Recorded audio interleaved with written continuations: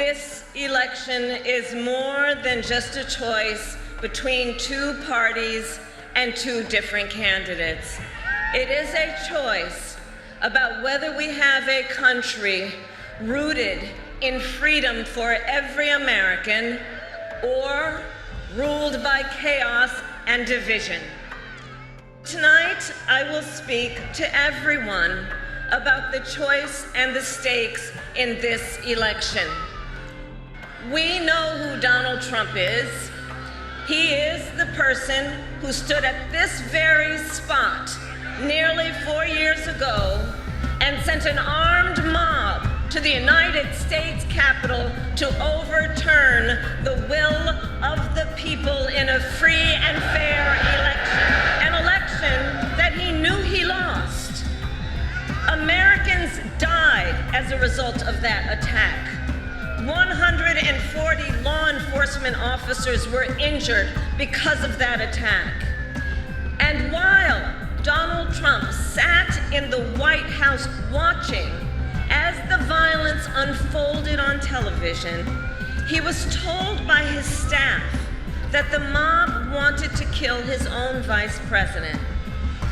And Donald Trump responded with 2 words: so what? America, that's who Donald Trump is. And that's who is asking you to give him another 4 years in the Oval Office. Not to focus on your problems, but to focus on his. And Donald Trump has told us his priorities for a second term. He has an enemies list of people he intends to prosecute. He says that one of his highest priorities is to set free the violent extremists who insulted those law enforcement officers on January 6th. Donald Trump intends to use the United States military against American citizens who simply disagree with him. People he calls, quote, the enemy from within. America, this is not a candidate for president who is thinking about how to make your life better. This is someone who is unstable, obsessed with revenge, consumed with grievance, and out for unchecked power. Donald Trump has spent a decade trying to keep the American people divided and afraid of each other. That is who he is. But America, I am here tonight to say that is not who we are. Our democracy doesn't require us to agree on everything. In fact, we like good arguments from time to time. Just think of your own family, right? It's not the American way to not have disagreements. We don't shy away from robust debate. In fact, we like a good debate, don't we? And the fact that someone disagrees with us does not make them the enemy within. They are fellow Americans. And as Americans, we rise and fall together. America, for too long, we have been consumed with too much division, chaos, and mutual distrust. And it can be easy then to forget a simple truth. It doesn't have to be this way. It is time to stop pointing fingers. We have to stop pointing fingers and start locking arms. It is time to turn the page on the drama and the conflict, the fear and division. It is time for a new generation of leadership in America, and I am ready to offer that leadership as the next President of the United States of America. I recognize this has not been a typical campaign. Even though I've had the honor of serving as your Vice President for the last 4 years, I know that many of you are still getting to know who I am. Well, let me tell you, I am someone who has spent most of my career outside of Washington, D.C., so I know that not all the good ideas come from here. I am not afraid of tough fights against bad actors and powerful interests. Because for decades, as a prosecutor and a top law enforcement officer of our biggest state, I won fights against big banks that ripped off homeowners, against for-profit colleges that scammed veterans and students, against predators who abused women and children, and cartels that trafficked in guns, drugs, and human beings. And I did this work because for as long as I can remember, I have always had an instinct to protect. There's something about people being treated unfairly or overlooked that frankly just gets to me. It's what my mother instilled in me, a drive to hold accountable those who use their wealth or power to take advantage of other people. The drive to protect hardworking Americans who aren't always seen or heard and deserve a voice. And I will tell you that is the kind of president I will be. I'm not perfect, I make mistakes, but here's what I promise you. I will always listen to you. I will always tell you the truth, even if it is difficult to hear. I will work every day to build consensus and reach compromise to get things done. And if you give me the chance to fight on your behalf, there is nothing in the world that will stand in my way. In less than 90 days, either Donald Trump or I will be in the Oval Office. And on day one, if elected, Donald Trump would walk into that office with an enemies list. When elected, I will walk in with a to-do list. And I will work with everyone, Democrats, Republicans, and independents, to help Americans who are working hard and still struggling to get ahead.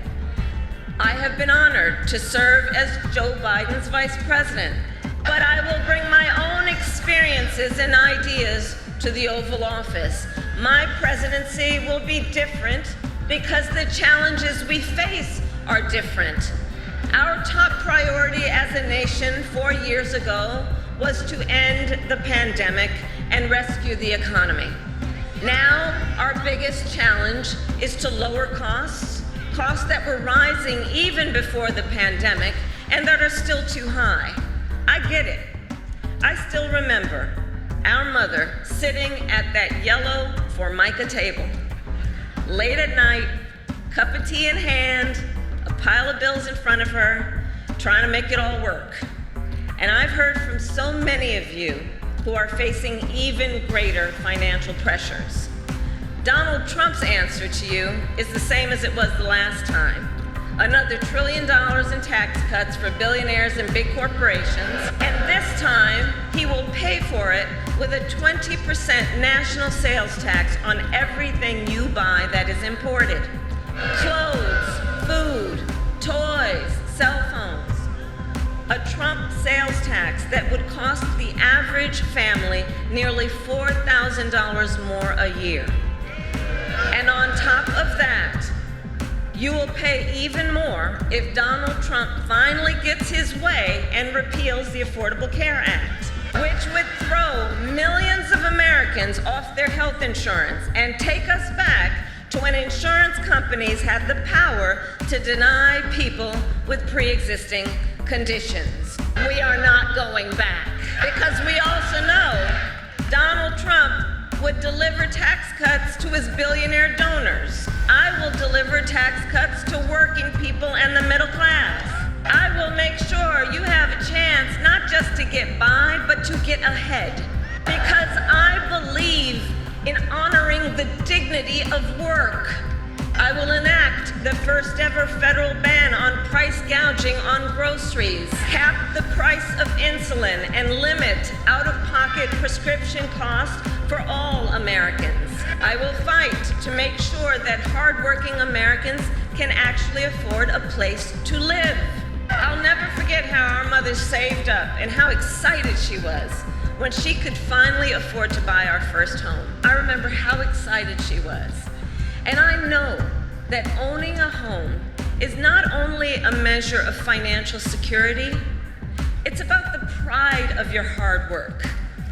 And as president, I will fight to help first-time home buyers with your down payment, take on the companies that are jacking up rents, and build millions of new homes. For years, we have heard excuses about why America can't build enough housing. Enough with the excuses. I'm going to cut the red tape and work with the private sector and local governments to speed up building and get it done. And the cost of housing isn't the only financial pressure on middle-class families. I have met so many young people who have a natural desire to parent their children well, but not always the resources to do it. So I'll fight for a child tax credit to save them some money, which will also lift American children out of poverty. I'll work to lower the cost of childcare, which is out of reach for too many working families today. And for too many people in the sandwich generation who are raising young children and taking care of a parent, juggling all of it is extremely difficult. You know, I took care of my mother when she got sick, cooking food that she had a taste for, finding clothes that would not irritate her skin. And understand, as I do, that caregiving is about dignity. It is about dignity. And currently, if you need home care and you don't have some money to hire someone, you and your family need to deplete your savings to qualify for help. That's just not right. So we're going to change the approach and allow Medicare to cover the cost of home care so seniors can get the help and care they need in their own homes. Now, Donald Trump has a different approach. He tried to cut Medicare and Social Security every year he was president. I believe that when people have worked hard their entire life, they deserve to retire with the benefits they have earned. And I believe in the fundamental freedom of Americans to make decisions about their own bodies and not have their government tell them what to do. I will fight to restore what Donald Trump and his hand-selected Supreme Court justices took away from the women of America. That today, 1 in 3 women in America, think about it, 1 in 3 women in America lives in a state with a Trump abortion ban. Many with no exceptions even for rape and incest. The idea that a woman who survives a crime of a violation to her body should not have the authority to make a decision about what happens to her body next, that is immoral. That is immoral, and Trump's not done. He would ban abortion nationwide, restrict access to birth control and put IVF treatments at risk, and force states to monitor women's pregnancies. Just Google Project 2025 and read the plans for yourself. And look, I think we all know one does not have to abandon their faith or deeply held beliefs to simply agree the government should not be telling her what to do with her body. Not the government. And when Congress passes a bill to restore reproductive freedom nationwide, as President of the United States, I will proudly sign it into law. And look, on another subject, politicians have got to stop treating immigration as an issue to scare up votes in an election, and instead treat it as the serious challenge that it is that we must finally come together to solve. I will work with Democrats and Republicans to sign into law the border security bill that Donald Trump killed. When I was Attorney General of a border state, I saw the chaos and violence caused by transnational criminal organizations that I took on. And when I am president, we will quickly remove those who arrive here unlawfully, prosecute the cartels, and give Border Patrol the support they so desperately need. At the same time, we must acknowledge we are a nation of immigrants. And I will work with Congress to pass immigration reform, including an earned path to citizenship for hardworking immigrants like farm workers and our dreamers. As Commander-in-Chief, I will make sure America has the strongest, most lethal fighting force in the world. Donald Trump, on the other hand, has shown his contempt for our nation's heroes, calls them suckers and losers, called a 4-star Marine general a, quote, lowlife. I will always honor, never denigrate, the service and sacrifice of our troops and their families, and fulfill our sacred obligation to care for them. I will strengthen, not surrender, America's global leadership. And I will stand with our friends because I know that our alliances keep American people safe and make America stronger and more secure. World leaders think that Donald Trump is an easy mark, easy to manipulate with flattery or favor. And you can believe that autocrats like Putin and Kim Jong-un are rooting for him in this election. I will always uphold our security, advance our national interest, and ensure that the United States of America remains, as we must forever be, a champion of liberty around the world. America, we know what Donald Trump has in mind. More chaos, more division, and policies that help those at the very top and hurt everyone else. I offer a different path, and I ask for your vote. And here is my pledge to you. I pledge to seek common ground and common sense solutions to make your life better. I am not looking to score political points. I am looking to make progress. I pledge to listen to experts, to those who will be impacted by the decisions I make, and to people who disagree with me. Unlike Donald Trump, I don't believe people who disagree with me are the enemy. He wants to put them in jail. I'll give them a seat at the table. I pledge to you to approach my work with the joy and optimism that comes from making a difference in people's lives. And I pledge to be a president for all Americans and to always put country above party and self. I love our country with all my heart, and I believe in its promise because I've lived it. I grew up as a child of the Civil Rights Movement. My parents would take me to marches in a stroller, where crowds of people of all races, faiths, and walks of life came together to fight for the ideals of freedom and opportunity. I've lived the promise of America. I saw how hard our mother worked to give her daughters the same chances this country gave her. Growing up, I was blessed to have family by blood and family by love, who instilled in me the values of community, compassion, and faith that have always defined our nation at its best. I've lived the promise of America. I've spent my life fighting for the people who have been hurt and counted out, but never stopped believing that in our country, anything is possible. I've lived the promise of America, and I see the promise of America in all of you. In all of you. I see it in the young people who are voting for the first time, who are determined to live free from gun violence and to protect our planet and to shape the world they inherit.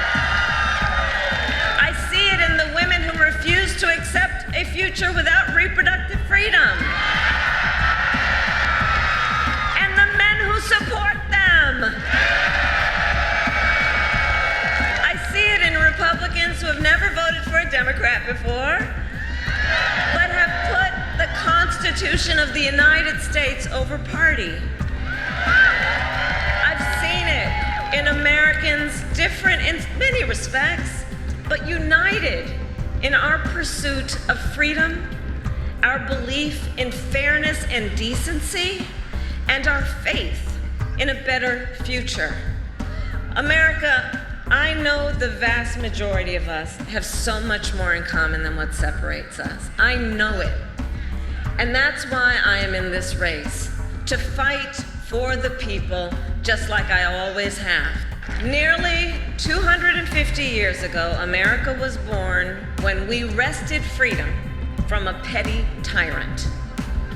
Across the generations, Americans have preserved that freedom, expanded it, and in so doing, proved to the world that a government of, by, and for the people is strong and can endure. And those who came before us, the patriots at Normandy and Selma, Seneca Falls and Stonewall, on farmlands and factory floors, they did not struggle, sacrifice, and lay down their lives only to see us cede our fundamental freedoms. They didn't do that only to see us submit to the will of another petty tyrant. These United States of America, we are not a vessel for the schemes of wannabe dictators. The United States of America is the greatest idea humanity ever devised. A nation big enough to encompass all our dreams, strong enough to withstand any fracture or fissure between us, and fearless enough to imagine a future of possibilities. So America, let us reach for that future. Let us fight for this beautiful country we love. And in 7 days, we have the power, each of you has the power to turn the page and start writing the next chapter in the most extraordinary story ever told. I thank you all. God bless you, and may